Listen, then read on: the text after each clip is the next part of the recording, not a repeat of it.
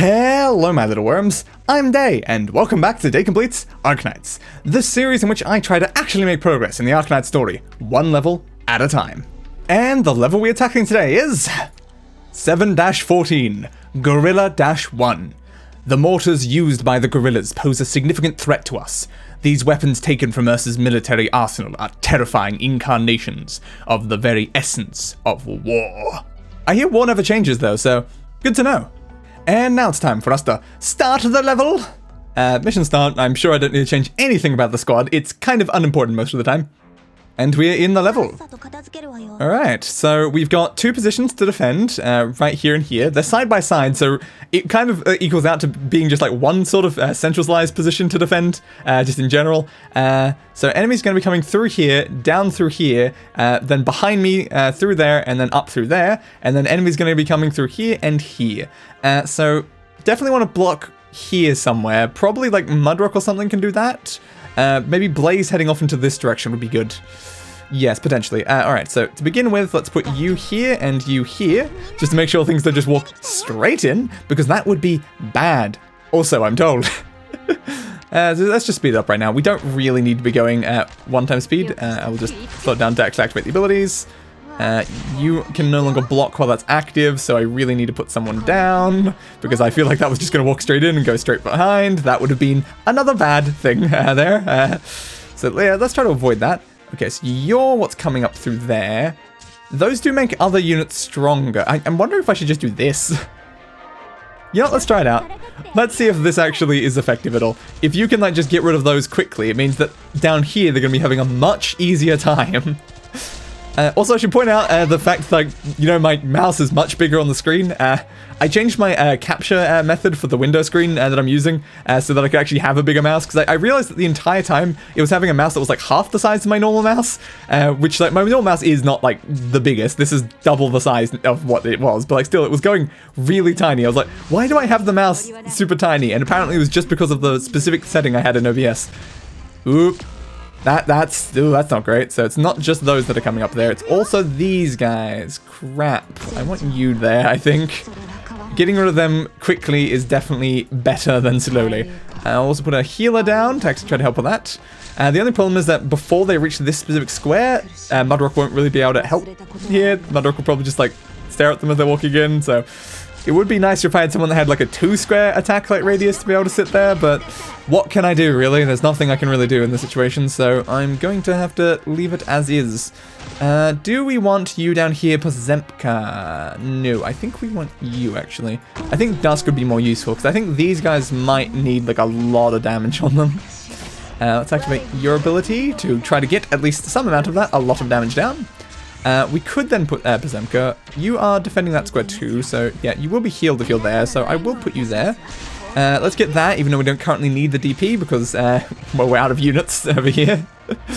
But yes, as I was saying, the reason why I made the cursor a lot bigger is I felt like sometimes in the video it was hard to tell exactly what I was gesturing to, so I was like, yes, let's make this big, so when I go here, or put something over on this spot, you can very easily tell where I'm talking about. Now let's watch me completely forget to make my cursor big for the next one of these, and I'll be back to small.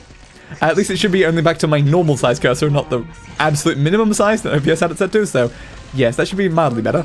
Let's activate that. We don't have anywhere that this can be useful right now. That is annoying. We can put it like here, but I'm not sure how helpful that will be, so I might just leave that for now as something that I have, you know, sitting there in case of emergencies.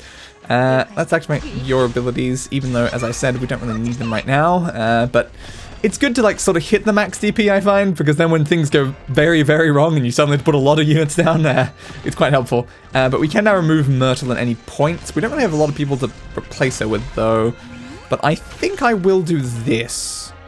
Yeah, that's more useful, because, like, of course, Lapland's a block 2 versus Myrtle only being a block 1. That half the time is a block 0, so not great. And you can attack that single square there, which is where the big guys were sitting.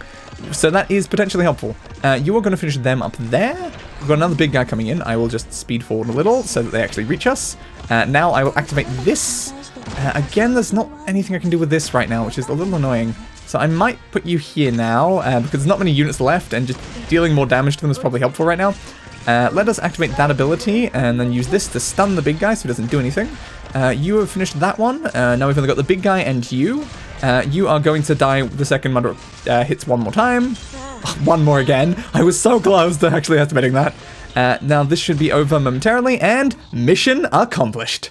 So it was another non-story level, but we did expect this beforehand. I think we've still got another like 1 or 2 before we go back to another story one, which is good for my throat, but I don't know, they're less interesting when I don't have like a bunch of like story and dialogue that I can, you know, make jokes about. It's just me playing the game that I'm terrible at. I'm really terrible at. But I don't know, it's fun. It's always fun to do just like an actual level. Like it doesn't take that long, and I can try to actually be entertaining during it, which is definitely a big emphasis on try. Also, I've been testing a couple of things in this video, like the bigger cursor. I'm trying out having the background like this, where it's not actually showing the other stuff. Like when I click the thing, it's like, yeah, I've got it all hidden. Which also I think means that the you know, characters don't start talking in the background while I was doing it. They only do that when I actually turn it back on. So it's helpful in that sense, so it's quite nice. I do potentially like this. It's a little harder to line up though because it's behind the menus, but it's alright. Other things I'm testing is recording all my audio into different tracks in this video, and I'm also testing something on my model where I have like expressions set up that actually automatically happen when I do expressions, like angry and stuff like that, which I've tried in the past but I could never get working right, but I'm trying it again, so I'll have to see how it actually turned out in this video. Anyway, if you liked the video, be sure to leave a like, and why not subscribe to the channel for more content like this. Ring that notification bell, it does something I still don't know what, and I'll be seeing you guys in the next level. So for now, goodbye everybody, and roll the outro. I gave that bastard what he deserved. A funeral.